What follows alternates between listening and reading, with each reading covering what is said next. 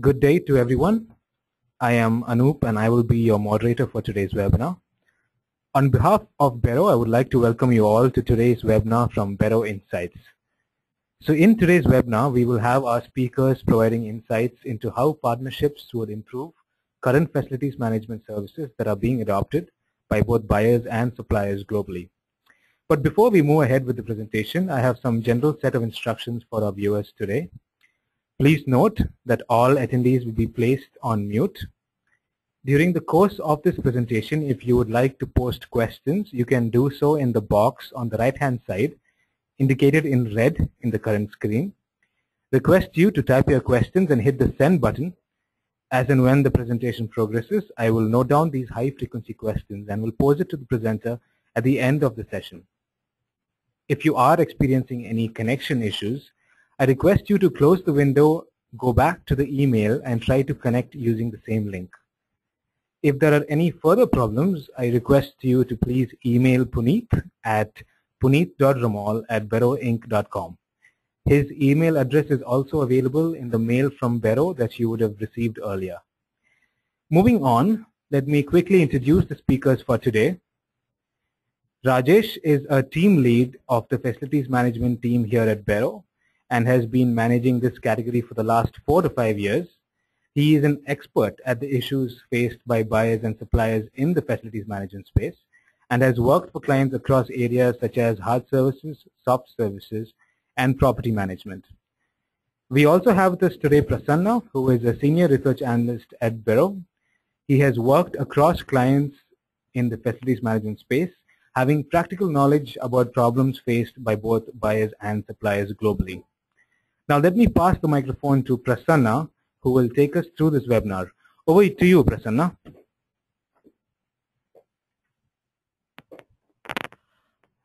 Thanks a lot for the intro, Anup. Hello everyone. Hope you're having a great day. Before we move into the discussion of the given topic, we would like to provide an outlook on the evolution of facilities management with a procurement perspective. Earlier, when FM was a category which was mostly managed in-house, the category managers had a direct control over the day-to-day operations. The portfolio of FM managers have increased over the past few years, and most of the FM managers whom we conversed acknowledge that a clear assessment of FM maturity helps them in setting the target for their savings. In fact, some of them have even opined that they have a clear chart on ways to rationalize the supplier base, even from say around 5,000 to say less than 10, and also managing their savings on timeline. However, on rationalizing their supply base and selecting the suppliers at a regional or even at a global level doesn't seem to be a concern for a category manager at large organizations. Do you think, Rajesh, there is a lag in expectation setting and follow-up with the supplier partners? Well, in fact, in my experience, we have come across the cases where large FM buyers could have gone to an IFM contract even with leading suppliers, but still complain that they are not deriving value. Well, this is a serious concern. When the buyer is facing this problem, even after engaging a supplier who has the reputation for running large-scale FM contracts and have been promising over a period of time. The only aspect which I think would be missing could be to understand the type of relationship the buyer could engage with the supplier. In fact, moreover, we have come across an academic study which is really interesting, which says that more than 3/4 of buyers who have adopted this strategy have increased the value of business with their preferred partner. Also, around 2/3 have achieved savings on taking up this partnership approach. That is really interesting, Rajesh. Let us discuss over the next half an hour on how to benefit from having a premeditated relationship with your FM vendor. On the structure of this webinar, we have 3 major segments. To begin with, we will focus on the major challenges faced by the buyers and suppliers in the FM space, where the necessity of buyer-supplier relationship will be elaborated on. We will then discuss on the major benefits that the buyers have achieved on maintaining a strategic relationship with the supplier. The major avenues where the partnership has helped overcome the mutual concerns will also be dealt with. Post that, we will elaborate on the opportunities and enablers which will help the category managers and procurement leads build a valuable relationship with the supplier stakeholders. First and foremost, let us take a roundabout on the major challenges that the buyers have faced in the FM category. Based on the interactions that we had with the major buyers in this category, it has been identified that agility is a major concern faced by them. FM vendors need to be really agile and must have quick response time in activities that are being performed during the working hours of the buyers. Operational disruptions is another major challenge faced in the production-driven industries such as CPG, pharmaceutical, chemical and automobile industries, where the downtime is not only costly, but the time to recover peak production will be very costly to the client. Well, I would say poor employer satisfaction scores in employee-centric industries such as banking or financial services is another parameter which reflects poor expectation settings with the vendor and lack of constant communication on local concerns. In most of these cases, ESS is a major parameter for the category manager to gauge the quality of FM services. And in fact, another thing which we would like to mention here is the attrition. So attrition is another major factor which needs to be looked into, especially when the buyers use a cost plus or a GMP pricing. Attrition among the vendors, in fact, that could have a direct impact on the buyers as overhead costs for recruiting and training increases. So we would say like this could be one of the major hidden costs over there.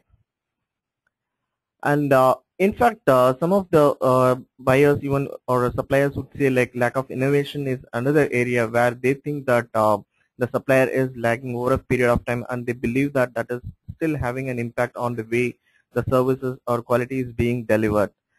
And I would say another important point over here is like the lack of SLAs and KPI compliances.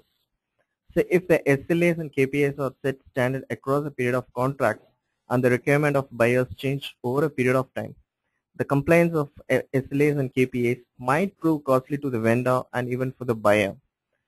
For example, in a retail outlet, consider if it is the frequency of cleaning services to be thrice a day when the footfall is around 50 per hour. If the footfall increases say around 100 per hour, the frequency of cleaning must be increased, else it will have an impact on the quality of services. Meanwhile, if the footfall reduces to around 20 per hour, the cleaning frequencies can be reduced, providing an avenue for cost reduction. Similarly, Rajesh, stakeholder reluctance is another major area of concern in FM category.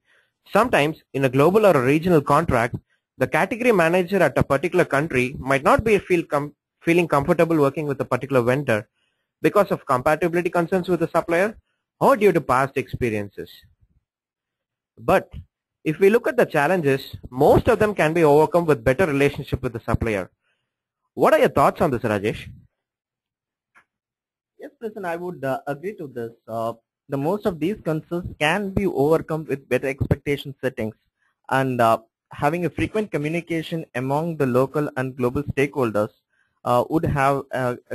can make this process much more easier. And in fact, when we interviewed the suppliers on the major reasons like why FM contracts fail to deliver the anticipated results, they have voiced their concerns on the avenues which are mentioned here as well. The first and foremost thing is the stringent KPIs and SLAs. So it is good to have KPIs and SLAs, but making it much more stringent will have a huge impact in terms of having a dissatisfaction among the supplier while working with the buyer. Stringent KPIs and SLAs and even heavy penalties is one of the major concerns the supplier is facing in an output-based contract. If the contract is global, the SLAs and KPIs must be strategized locally based on the inputs at the site level. As most of FM suppliers operate around a margin of around 6 to 8%, we believe that the delayed payments could have a significant impact on their payment cycles.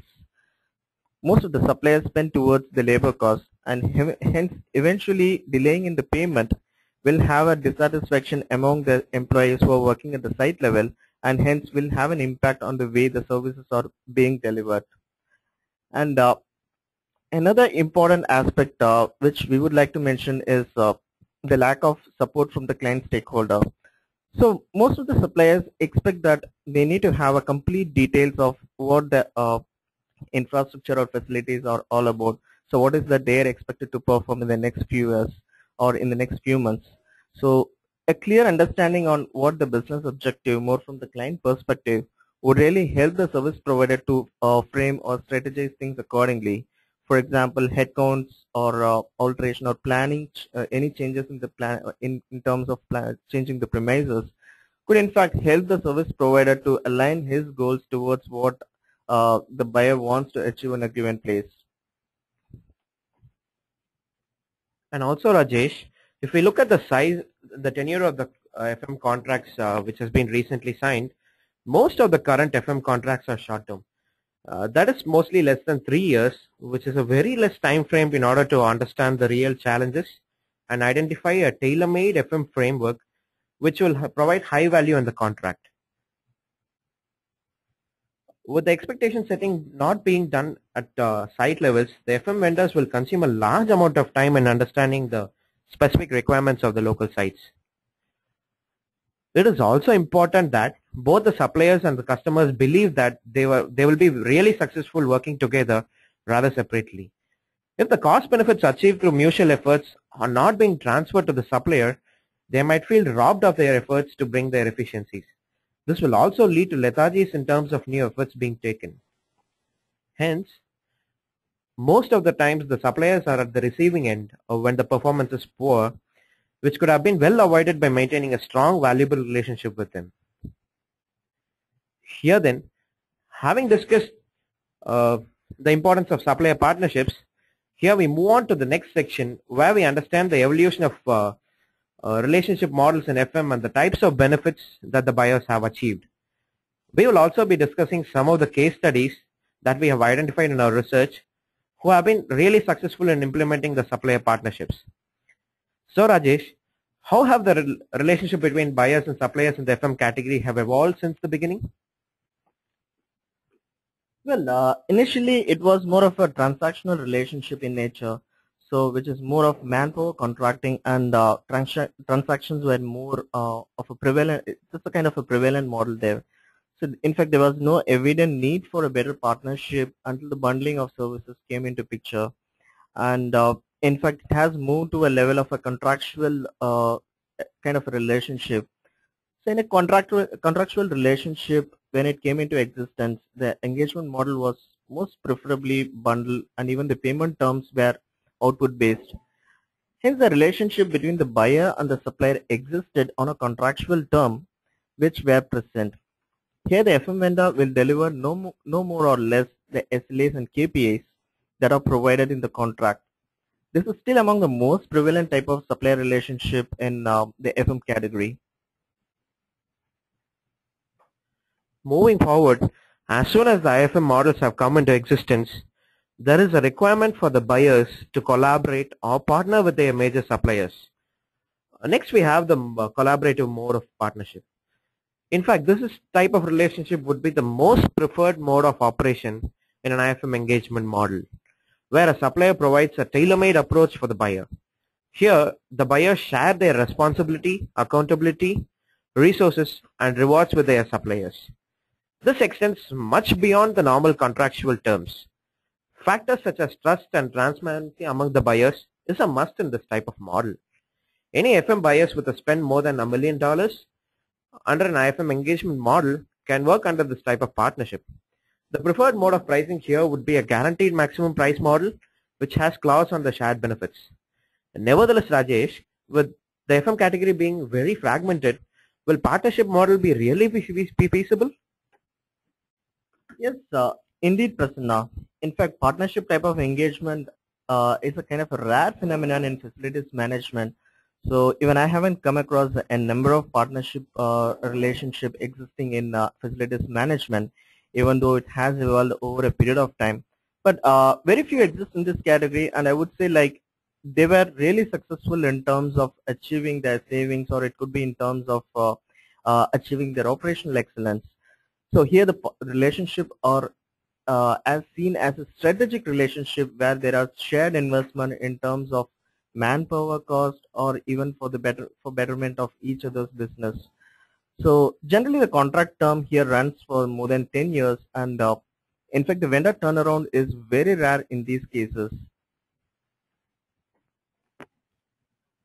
As we understand the types of relationships, let us ponder into the major opportunities and fallbacks that are present in adopting supplier partnerships.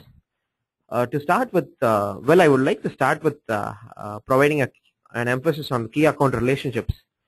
Key account relationships are always a good to have in the market, which is highly consolidated with around 6 suppliers having a major say in the external market environment.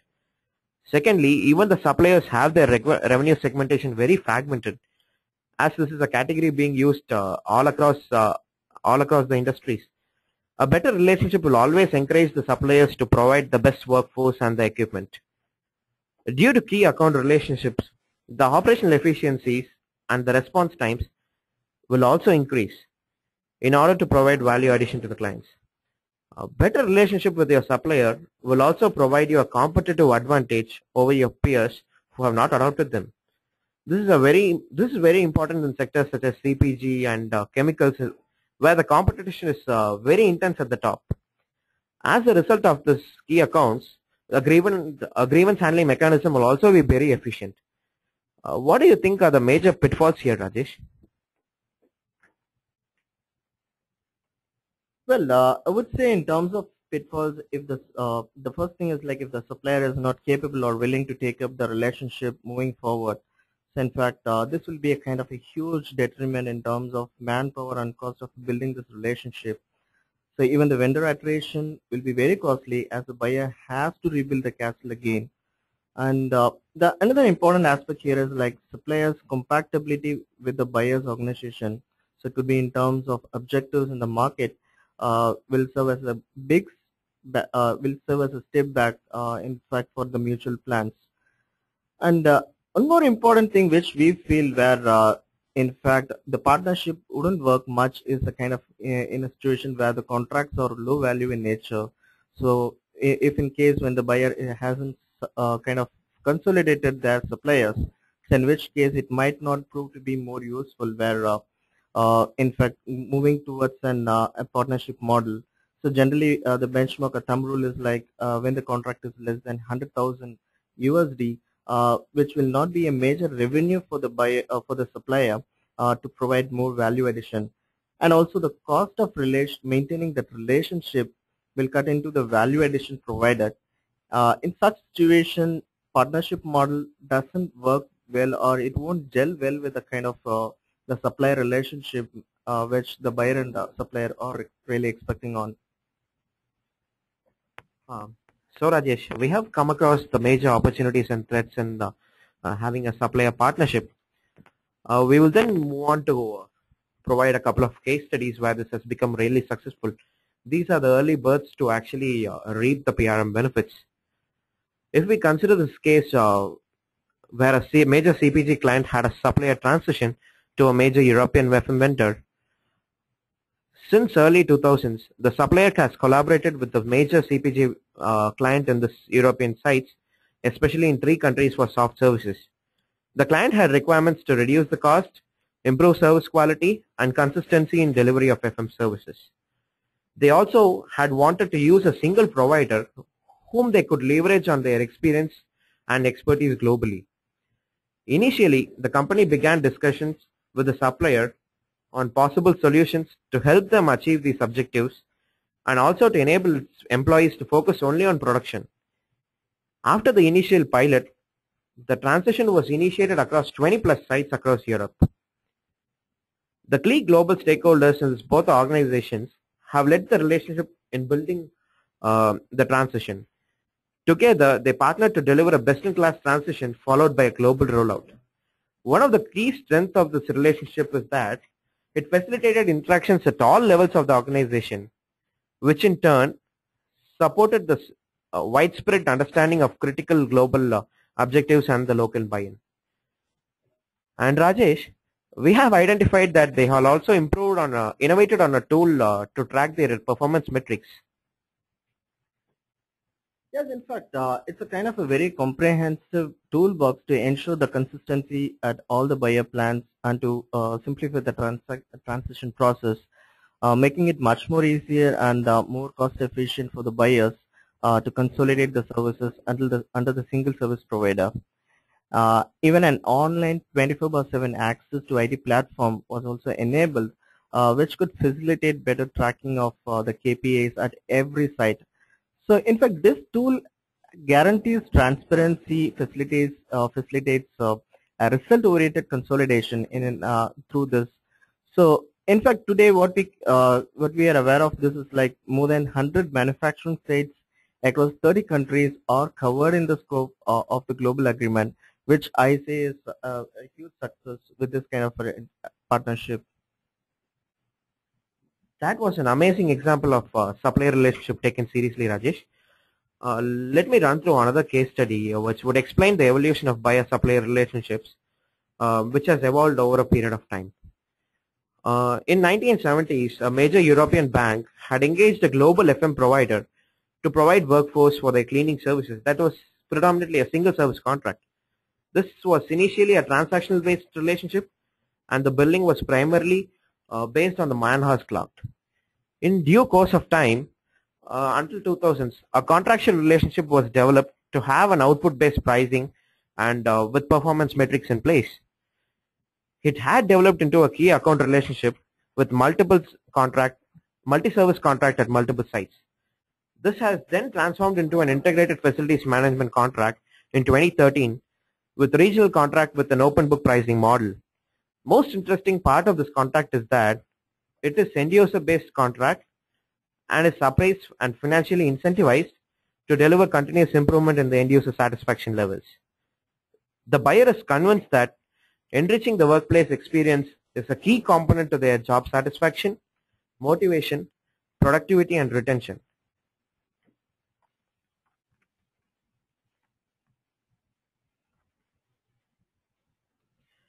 Now then, we have seen how important the supplier partnerships are and even the collaborations are. The evolution of supplier relationship and the nature of benefits the clients have achieved over the past few years. Let's now focus on the avenues which could help to build the partnerships. Yes, Rajesh. Based on our research, we have identified four major options here. The first would be to align your business need with the supplier, and the second would be to continuously assess your market, and the third would be to partner with your supplier in product and process innovation, and fourth would be to build common metrics based on core competencies. Well, I see the first opportunity would be to understand the business objectives. So using the ongoing stakeholder engagement and staying in touch with the corporate aims, strategies and objectives, the facilities management category manager should continually keep track of the business requirements, updating them as things change. This alignment will ultimately lead to better demand management and open up multiple avenues for cost reduction and savings. And another important point which we would like to mention is like there is a continuous need to track the market. So I would say like the client needs to track the market continuously and over a period of time for both the buyer and the supplier's point of view. Ongoing market analysis is not just about tracking the changes in the prices. It is about spotting the trends, looking for factors that might suggest which is either a risk or an opportunity, and then acting on this information. In fact, this will enable the client to position itself preferably against other FM providers and can thereby avail discounts through the strategic engagement with the supplier. The third one is to actually partner with your supplier on innovation. It may be either your product building or your process improvement. This actually involves building a symbiotic relationship with your supplier, meeting them regularly and opening up discussions on as how could the buyer help them drive innovation in future. This would also compass understanding the changes and new ideas that are emerging, and then asking the buyers for their view. Providing long-term contracts to the service provider and providing shared investments in innovative technologies will also help them improve their supplier relationship. The next one would be to improve the performance of their supplier. Providing incentives for accomplishing benchmarks and KPIs which are associated with the core competencies of the client help them in improving the performance. If the scorecards are revised regularly, the performance and the quality of the contract can be effectively monitored. Moving forward, Rajesh, we have discussed the major avenues where the buyer would be able to gel with the supplier partner. What do you think, Rajesh, would be the major enablers for the supplier partnership to be in place? Well, I would start with the common KPIs which are required. So in fact, it requires that there should be some common set of KPIs which needs to be seen, like what kind of the KPIs where the buyer and supplier agree to it, which could enable the standardization across multiple sites. So it is good to have a customized KPI, but wherever it is possible to have a common set of KPIs, especially when services are especially when the services are constant. So it is good to have a common set of parameters where buyers and suppliers can track the efficiency of KPIs much more easily. And the another aspect which we would like to mention here is the interest of stakeholders. So in fact, all the stakeholders involved in this partnership must be convinced of mutual benefits. So when the buyer, even when the buyer expects suppliers to adhere to KPIs and savings, the supplier will also expect incentives and payments on time. So it's a kind of a mutual relationship which should exist in the entire contract period. Another important thing which we would like to mention is the shared investment. So such kind of investments are not very very common in facilities management, but we believe that there are certain shared investment which are happening across the globe, but they prove to be much more beneficial in a lot of these cases. So in fact, shared investments are required to achieve financial interdependence through shared assets, staff, and financial investments. Just to give an example on that, investing on a cleaning equipment, which is much more efficient but expensive, buyer can partially fund it, and it can be beneficial when the investment helps them jointly reduce the work and even achieve operational excellence. Another important point which we would like to stress upon here is the longer contracts. So generally, in an FM, the contract period varies from 3 to 5 years.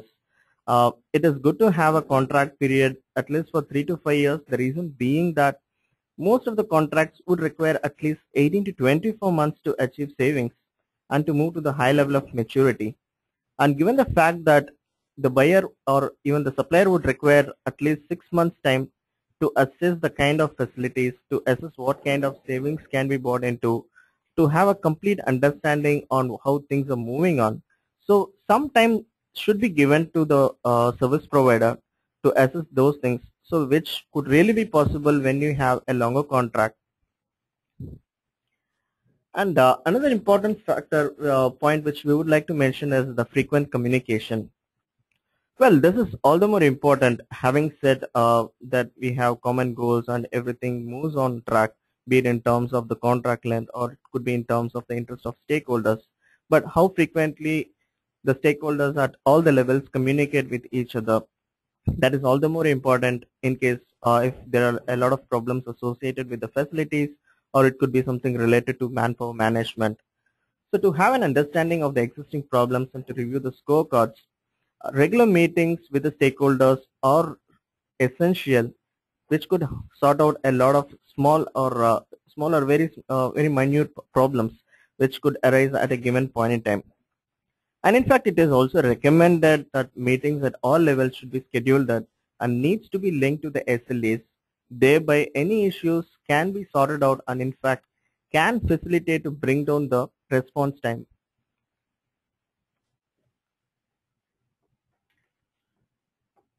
As we are approaching the end of this webinar presentation, We would like to just summarize the content that we have discussed over the past half an hour.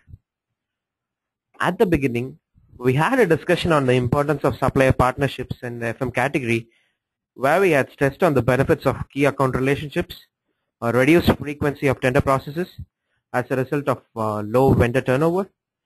We also had talked upon the advantages of having a customized delivery strategy and proactive approaches taken by the suppliers to attain mutual category objectives. In fact, then we have deliberated on avenues which could help you partner with the supplier. Some of the major areas which could help enhance the relationship could be to align with the objectives for the organization, and even partnering in innovation and continuous assessment of external FM market.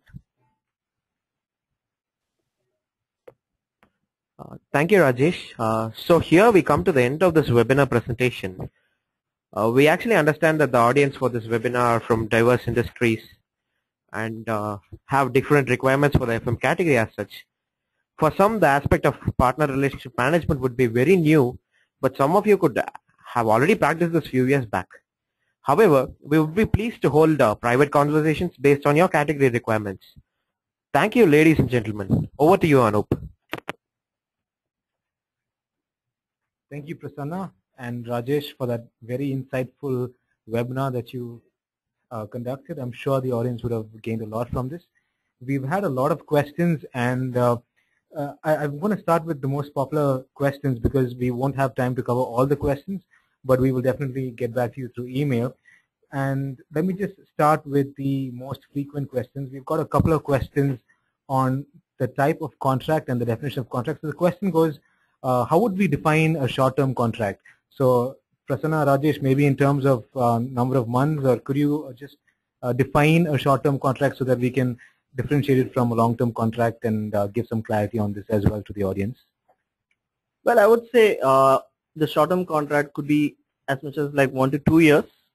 So especially when a contract which has covering multiple sites across multiple locations.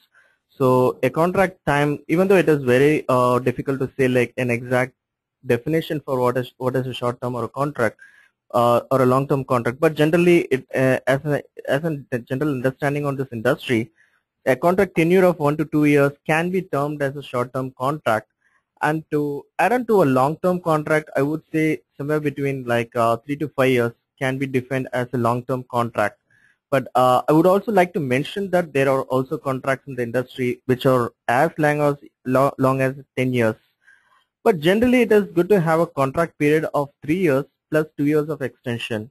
And then if you're still happy with the way the service provider is performing, it could still be extended for another 3 years and so on. So that's how that's a kind of a good practice which the buyers could follow, especially in terms of defining the contract term. Thank you, Rajesh. We've had another interesting question which I believe many in the audience can relate to, especially smaller companies. And the question goes like, what are the issues in self-managed facilities management? And what are the problems that can be faced even from the customer front? So if you could touch upon the issues with self-managed facilities management, I think it will be a great help to many of the audience here. Well, the common problems which I come across where some of the clients who come say like, okay, this is the services which you have been managing, and the very common problem which they are facing over there is like, how good or how am I training my employees? So training is one of the major challenge or an issue where a self-managed FM team could be facing, especially in a situation where the industry is becoming much more dynamic and agile. So it becomes very difficult for a self-managed team to say like what kind of training requirements are needed for their FM staff. And I would say like the another important thing is to track the innovation or technology which is happening in the market. So it could be easy for a vendor or a supplier to say like, okay, what are the recent trends which is happening in the market? But it would be very difficult for a self-managed team to assess like what is the thing, what are the practices which are happening externally across the other clients' locations. So maybe like some could be leading in terms of adopting to recent technology, which the self-managed team might not be aware of. So it is all the more important to see like how the external market is viewing the facilities management, And another important thing, issue which I would say as a third important issue is the kind of an org structure which the client team can have over a period of time. So the organization structure is a kind of an issue where even this category FM category manager would find it difficult, especially when the things are managed self-performed. So what kind of escalation matrix they need to have in place. So what kind of turnaround time or the duration which the team should have in terms of addressing to any of those issues. So those are all some of the common issues which the self-managed FM team could be facing, and some of those cases you could overcome if that could be managed by a vendor who is specialized in the FM services. Thank you, Rajesh. We've had a few questions on the industry practices, and I think this is a bit fundamental because we need to understand what is the best practices out there in this industry. So I just want to go back to this and answer those questions so that we get our fundamentals right. Rajesh or Prasanna, could you tell us the major trends in the industry from a global contract point of view with the viewpoint of both suppliers and especially focusing on regional contracts as well? Could you maybe connect the dots with these points, Prasanna? That's an interesting question, Anup. As far as we have seen, there has been a couple of generations of a global contract among the market leaders in the FM space. For example, a CPG industry, there are around a couple of clients who have taken global contracts, and there are other a single client or a couple of clients who have taken a global contract in this. But mostly all the clients are moving towards the global or regional contract in order to have better cost savings. I would say that would be a perfect answer for this. Would you like to add something to this, Rajesh? Yeah, in fact, there's another interesting question on what prevents the IFM providers to deliver more innovation.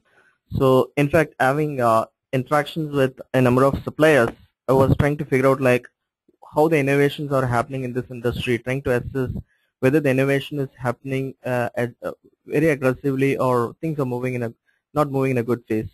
So, I would say like the innovation, the first stopping point for innovation is the investment which the buyer is ready to put over there, or even maybe like it's not that all the innovation should come at free of cost, or it could be like it's not that all the innovation should be supplier driven.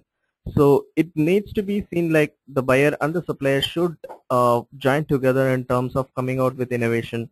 It could be in terms of process improvement, or it could be in terms of coming up with any technology which could really help in terms of streamlining the operations. So, but the first hindrance, as I mentioned, is the kind of the investments, which in some cases buyer think like, do I really need to invest on this? And second important factor is like I would say the cultural differences. So it's not that all the buyer and the supplier are from the common background.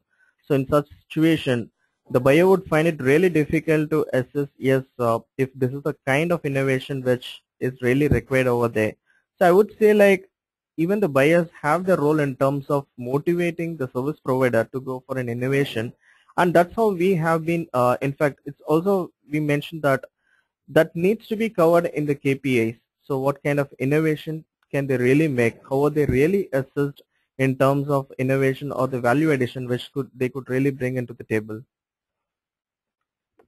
Thanks, Rajesh. You know, we've had a lot of questions in the last 10-15 minutes pouring in based on the responses here, but we won't be able to answer all of them right now, but we have your email addresses and we will get back to you through mail personally. You should get a reply from us in maybe a day or two, and we will answer all your questions through mail. So we hope we can be in touch through mail, and you can always reach out to us. We can have a private chat and take it on from there as you wish. But on behalf of the team here, I would like to thank you all for being part of this webinar. I hope you all have learned something about the practices in the global industry for FM, and that is facilities management. And we want to thank you for your time here. On behalf of Rajesh and Prasanna as well, we hope you have learned something, and we look forward to having you next time on our webinar or talk show. Thank you and have a good day. Cheers. Bye.